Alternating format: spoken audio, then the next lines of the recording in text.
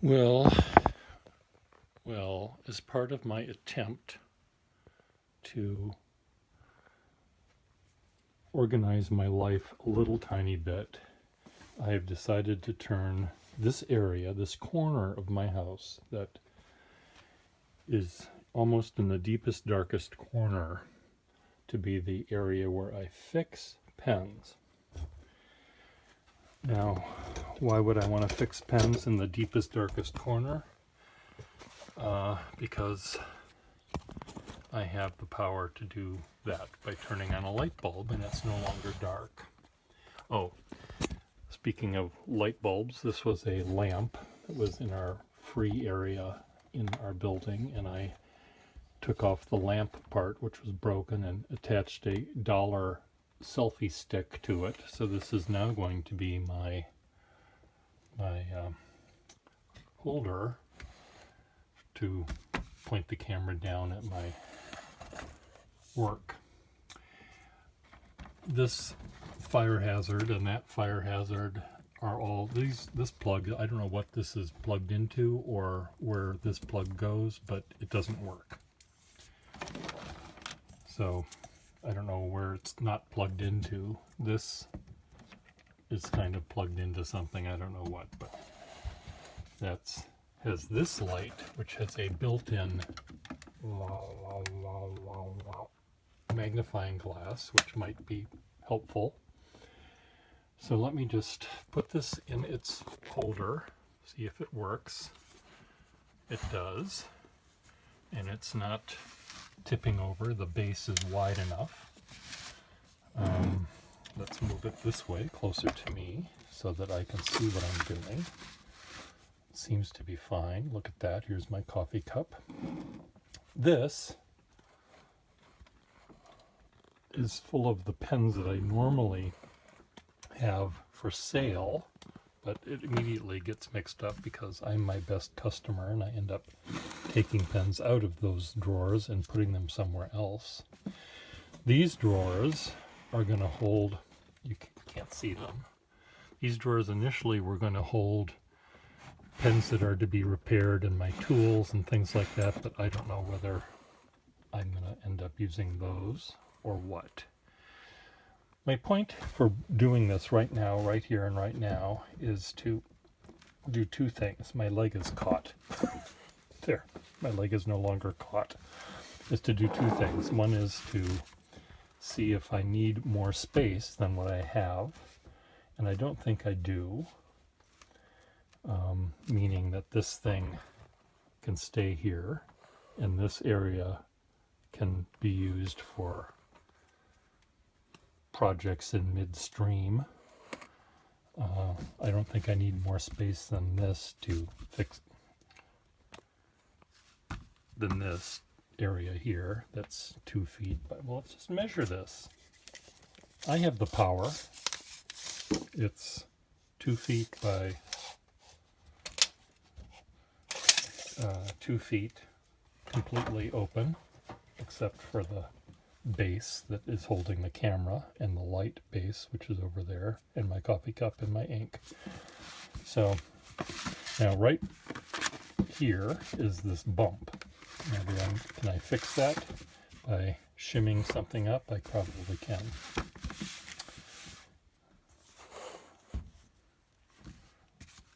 Okay, am I in focus? Do I need this? No. So let me tell you a story about technology, which I'm dealing with right now. I have an eBay issue, so I will explain it to you and maybe you can help me out. So here I am. This is me. This is Pierre. How do I make this look like me? Glasses, smile. That's as good as my smile gets. It's a horizontal line. I don't have a banana-shaped smile. Then we have a cellar over here. I have no idea what gender the seller is. Hello. So, but they're smiling too because they're selling stuff and making money in this economy, and I'm buying stuff and spending money in this economy, so we're both happy. Okay, so I saw online, so here's what happens. They put something on eBay. Well, they started this issue by putting something on eBay that I wanted. So they put a pen on eBay. Okay, then it was my turn. I bought the pen on eBay. Bought it. So they got money over here. They're happy with it. They sent me the pen. It arrived to me. They sent pen.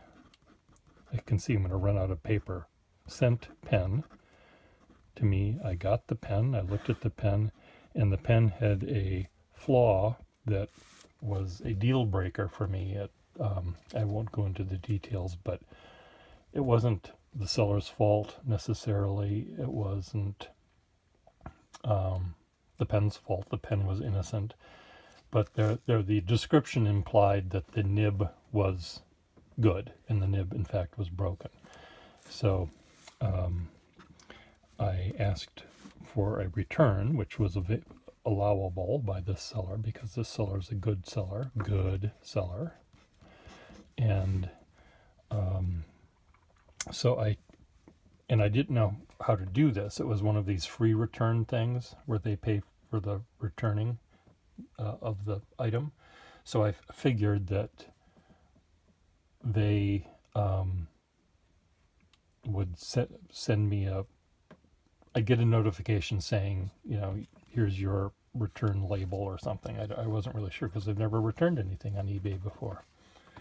So, but they said that I have to initiate a return. So we had letters back and forth, and we were happy. Oh, what I said was, I'm sorry, okay, we go back. I explained the problem. We understood the problem. They said, send it back. And they said, I have to start the procedure by requesting a return. So I requested return,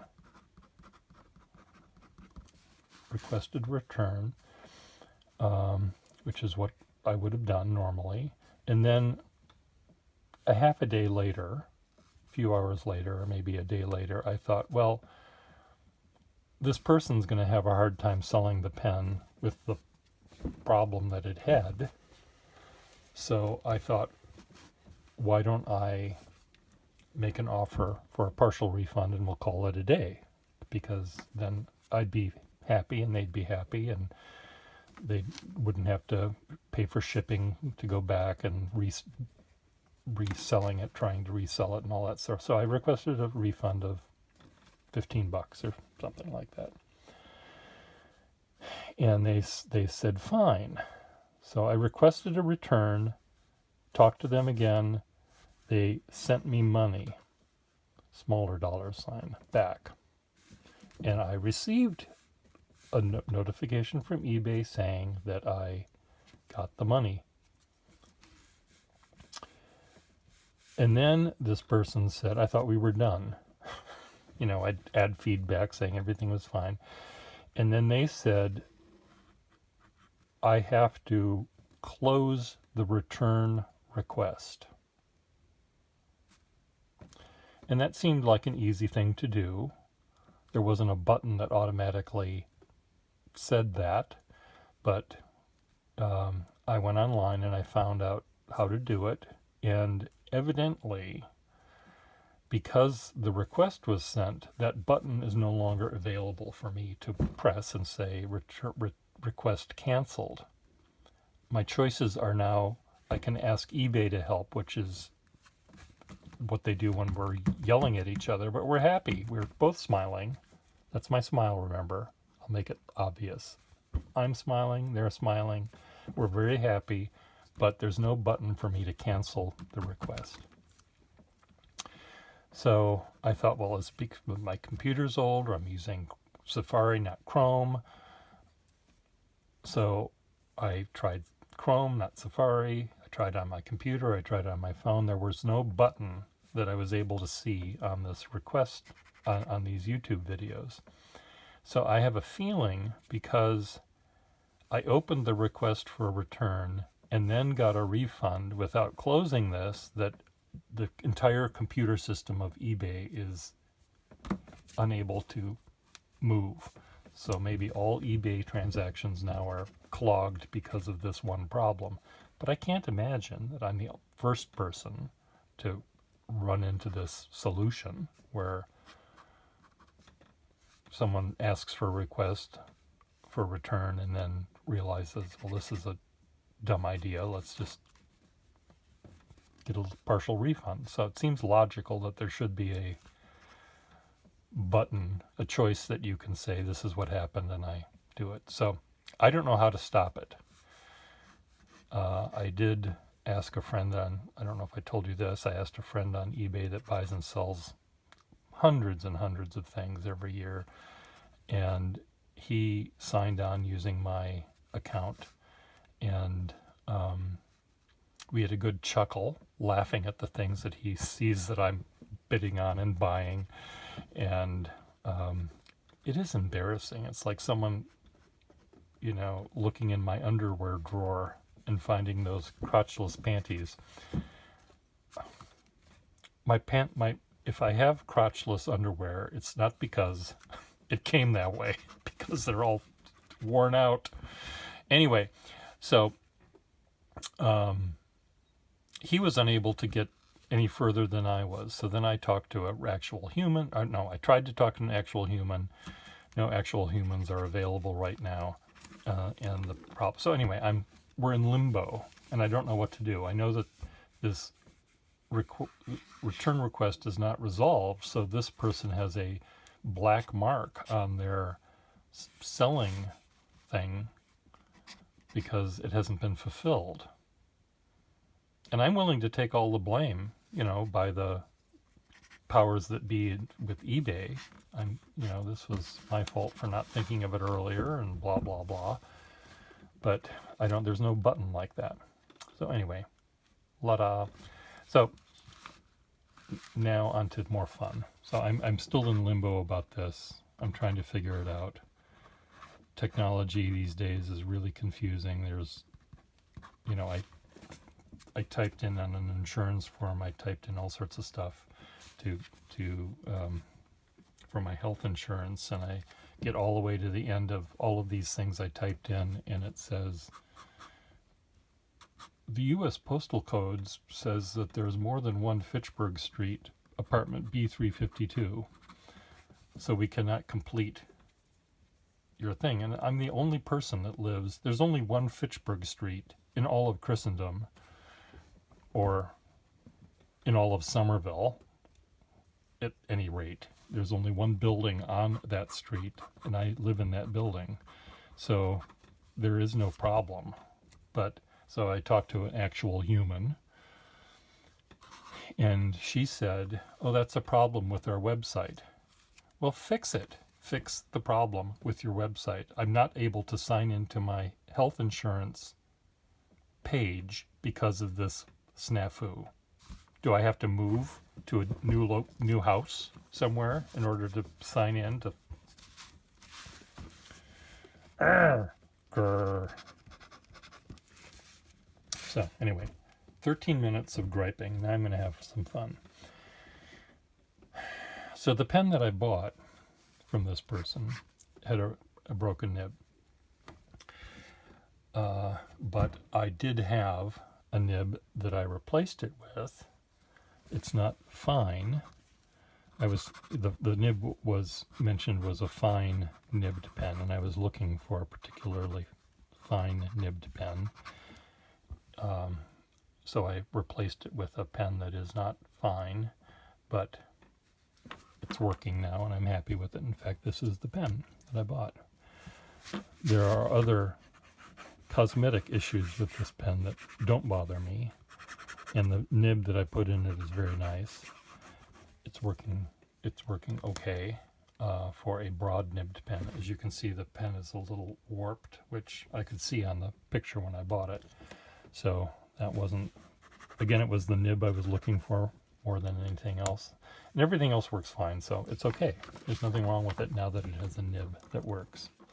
So the person that was helping me, my friend that was helping me try to figure this out, we had a good chuckle over buying this kind of pen, which I think I'm the only person in Christendom that lives at my address, and also the only person in Christendom that actually likes these pens. And I used to hate these pens because they were not a Parker 51. They were Waterman's version of the Parker 51. But then I started using them, and I find that they're really quite... They have the good elements of both a Parker 51 and a Waterman flexible nibbed pen, because there's more nib showing, so it can be flexible. Not as flexible as a standard Waterman number 2 nib, but not bad. And they also have a suggested sturdiness because of their partially hooded nib that a 51 implies when you're using it, that I'm able to push this around when I'm drawing. So this is actually a really good sketching pen. These pens, these types of pens. And most pen collectors are not sketchers, so they wouldn't think of that. They just think of it as a writing pen, and it's a perfectly good writing pen as well. But for me, I have found these pens to be really quite good for sketching. It also is a pen, because they're relatively modest and they're relatively unvalued by collectors because they're a copy of a 51. I can still get them rather inexpensively. And I'm able to sell them when I fix them, if I can fix them without a problem. I'm able to sell them relatively inexpensively to other people like me, who are artists who don't have a lot of money. So they serve that purpose as well. So though a collector would not really look at these pens twice, they might look at them twice. They would never look at them 3 times, ever. But they might look at them twice, and they might, on the second time they look at it, they would have said, oh my God, it's this pen again. And as they're uncapping it, they might say to themselves, gee, I wish I liked this pen better. Or they might say something else. I don't know what else they might say. Stupid pen, they might, who knows what they might say. But if they wrote with the pen, or they drew with the pen, they may say something else entirely, like what a really great pen this is for drawing.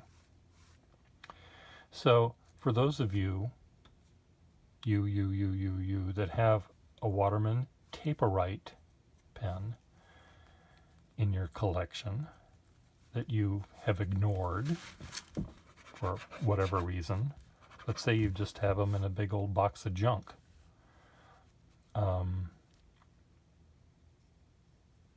The guy that was helping me said he bought one of these recently, and I said, well, you can't laugh at me if you bought one. I bought one and you bought one. And he said, but his came with a lot of other pens. He was actually wanted to buy, the nice pen that this was sold with. He didn't care about this one. But they're a great pen. They work really, really well when you can take them apart and put a sack in, because taking them apart often breaks them. Take my word for it. And there are certain versions of this pen that also have I'll just show you. Why don't I just show you again? I know I've done this before, but I can show you again. Now here I'm running into problems because I because none of my pens are in the right drawers, the correct drawers.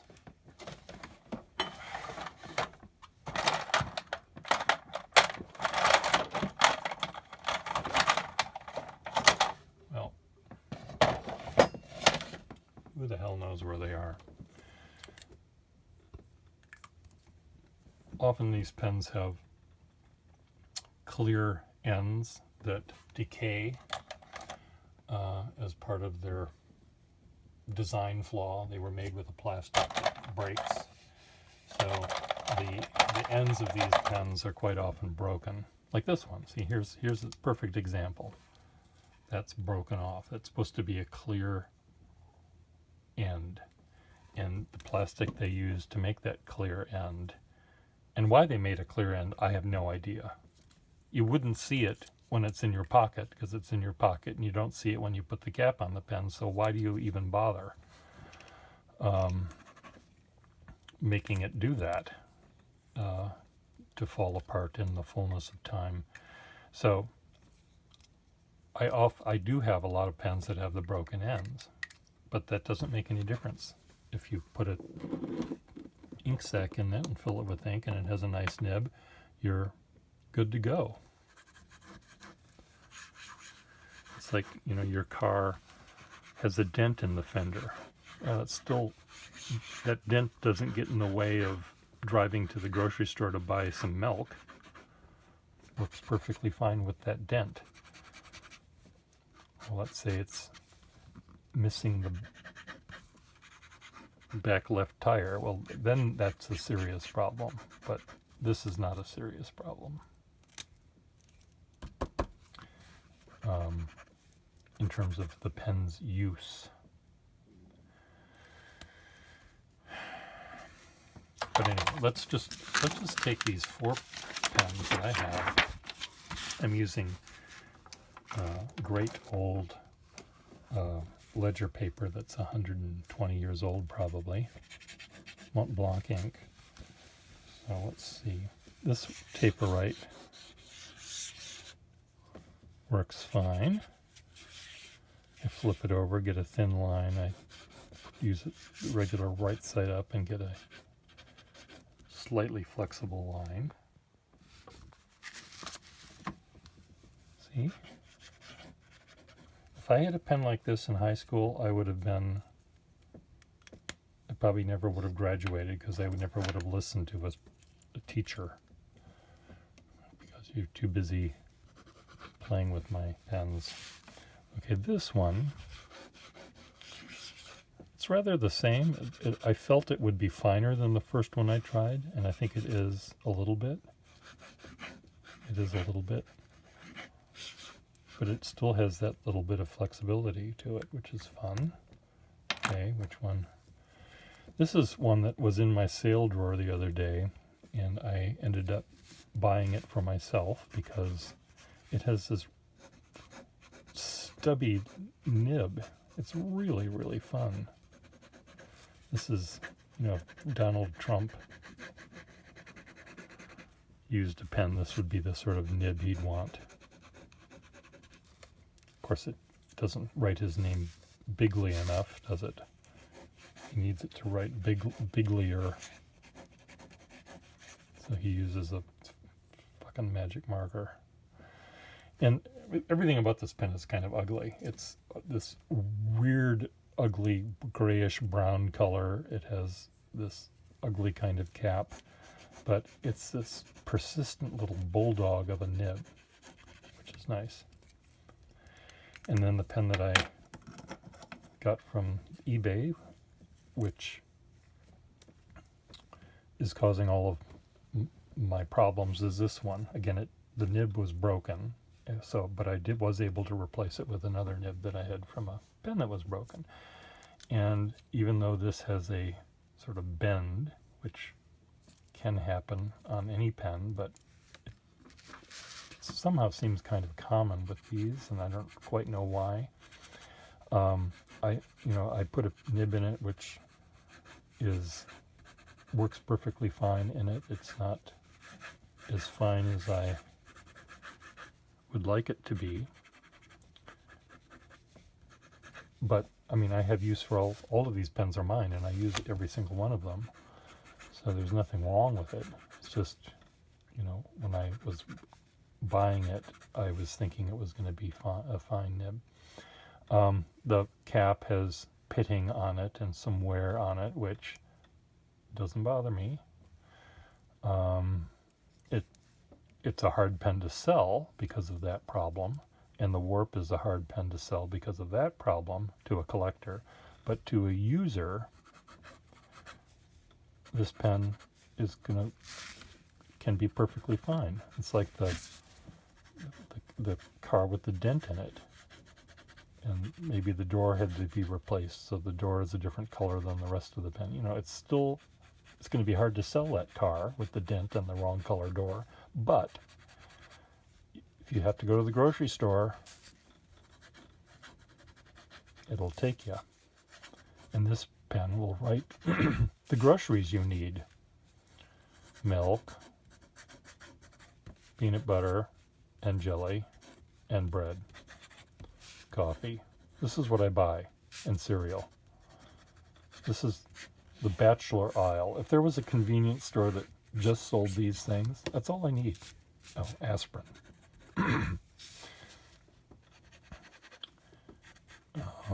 And if they sold ink, that would be the perfect store. I just want Waterman Black.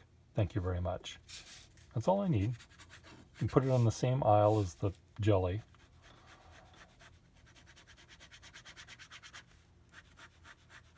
So anyway, the pens are funny things. They have such. If I wasn't able to write with the pen, if I only could look at them, I wouldn't collect them. If all I did was look at them, I wouldn't collect them. I need to write with them to make them make sense to me, to have them.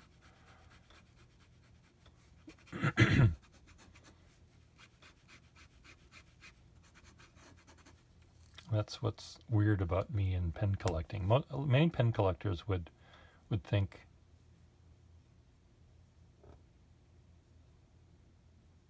that I'm somehow harming the pen by writing with them.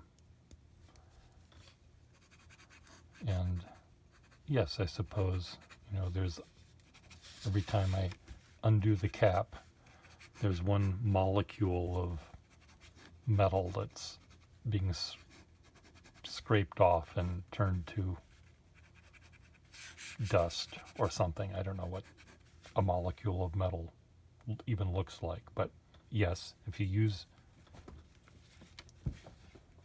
your Bugatti to go buy milk, there's going to be wear and tear on your Bugatti. But if you just look at it, it's going to have wear and tear too. And if you never turn the engine on, that doesn't sound like that's a good idea for a car. So you might as well drive it to the grocery store if you have to turn the thing on. So anyway, enough of that. Now see that little warp that you see there, that might be a deal breaker. If I saw this at a pen show, I might pick it up, and even if the pen wrote really well. Now, if the pen wrote well, I'd buy it, probably. But this little bend would bother me more than I would want it to. There's one pen of these that I have that's really like a banana. It's just bent like this, and it's just funny looking, and it's really, really interesting to hold in your hand because it fits in your hand in an interesting way. And it makes it hard to do this, which is what I'm doing here, where I have it right side up the nib and I turn it upside down to have a thinner line. I can't do that with that pen because it's so weirdly shaped. I can't hold it in the other direction.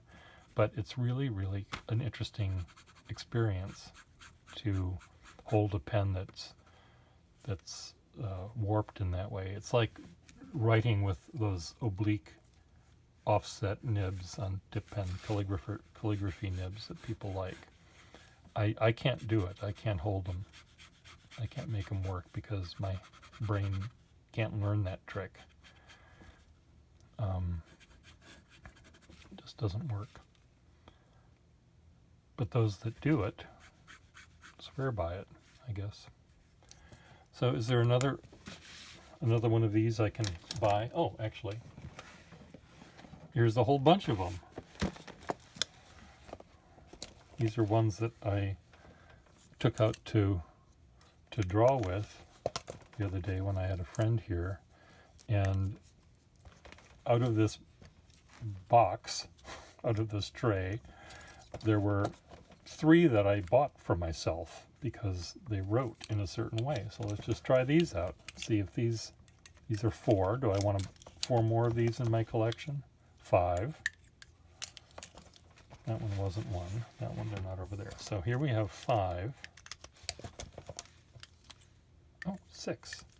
We have 6 more. Okay, I can hear you. I can hear you and you laughing out loud. Now, just laugh out loud. Be that way. Laugh as much as you want. Okay, what does this one do? What's wrong with this one?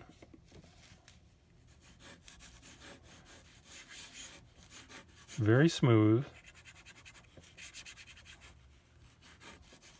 It's to my taste, this is a little broad to begin with, and it doesn't flex enough.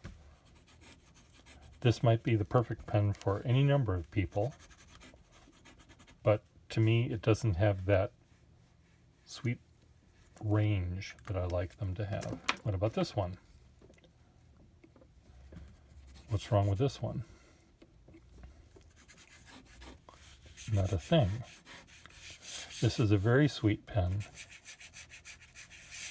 I may have here. I just bought that one.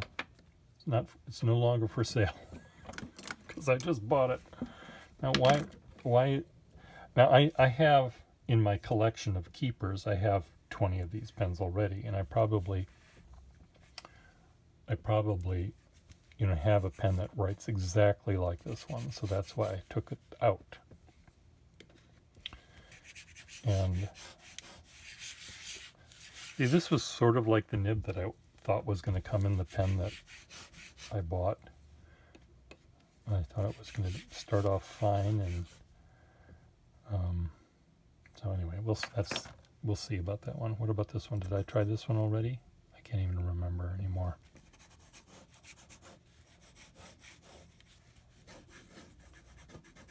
This is similar to this one. It sort of starts out thick and doesn't get as thick as I like them to get. So the range is just a little tiny bit narrower than I like it to be.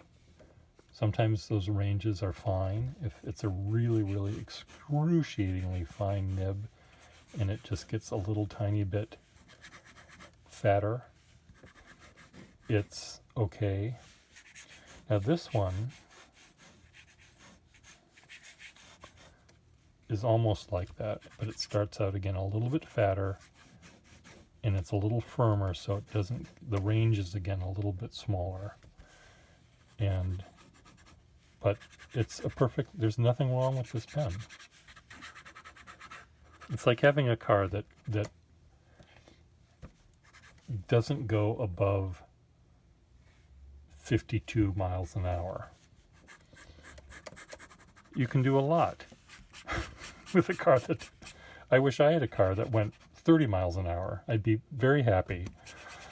I don't have any car, but if I had a car that went only 30, I could use it to go almost anywhere in the Boston area. But if I had a car, see now this one I'm liking better as I write with it. But again, the range seems a little bit narrow. So it would be like having a car that only goes 34 miles an hour on roads that allow you to go 35, So you'd always have people behind you beeping. But it's really a sweet pen. There's nothing wrong with this thing. It'll make someone happy.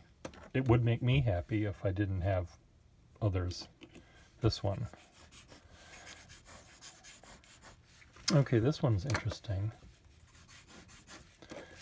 Part of the reason that this one is interesting is it's this short kind of pen. So the length of the pen is making a difference in how I hold the pen and how I perceive the pen writing. The balance of the pen is a little bit more forward. I liked it a lot on this pen, this little bulldoggy pen. Made sense on that one. This one, it doesn't make sense. It's like a bulldog with a falsetto voice. So there's something, if this had a broader nib, it may fit better in its... There's nothing wrong. This is a great pen too. It's really, really nice. But there's that one little tiny bit that isn't meshing with me. Maybe it'll mesh with you. Maybe you have a bulldog that's has a falsetto voice and it would remind you of Fido. Long gone Fido. Oh, this one is just unpleasant. This one is very, well, it's growing on me.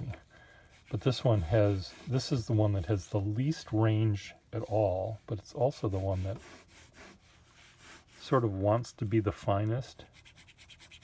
It's really sweet. There's nothing wrong with this one either.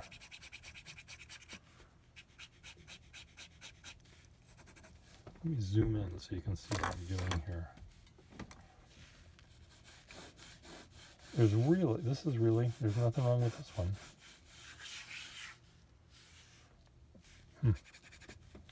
Maybe I'll have to buy this one too.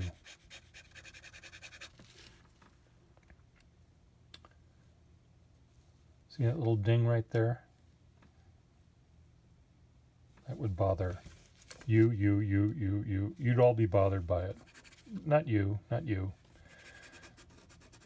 But it would bother some people, and I just feel sorry for them.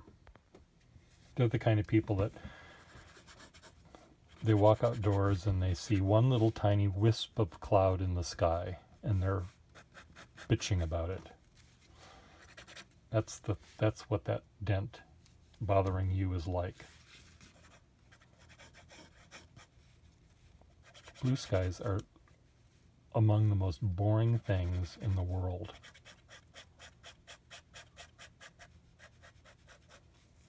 Gray skies are far more interesting than blue skies, I think. Put that in your pipe and smoke it. A completely even gray sky is much more preferable to my eyeballs than one that's blue. And this is kind of neat. I like this. So one of the reasons I have these pens inked up and sort of on my mind is when I go sketching with the urban sketchers, many of them draw with pen, and they're drawing with a microfiber tip or some sort of modern made fountain pen, and I see them drawing with a very fine line, and they're drawing very detailed, except the lines they're making with their very fine fountain pen nib are really fat compared to the fine line that this one makes. And I will say, I'll tap them on their shoulder and I say, would you mind trying to draw with this pen? And then they draw with it and they think, oh my God, it's really, really fine. And I say, yes, I know. And they're able, I say, well, just draw with it all day. I'll see you in a couple of hours. And they come back and they say, God, that pen was really, really nice. Now, if they never came back and went home and got run over by a truck and the pen was destroyed and they were flattened, I would not be very depressed. I'd be depressed, yes, but I wouldn't be very depressed because the pen, let's just pretend that the person wasn't killed. But the pen was crushed, completely destroyed. I would not be in mourning for too long, because they're I can probably buy another one, at a pen show. It's not, but there are some nibs that I have used that I have broken, or that were broken because they fell on the floor or whatever, and I still, to this day, mourn their loss. This nib could break right now, and I would not mourn it too much.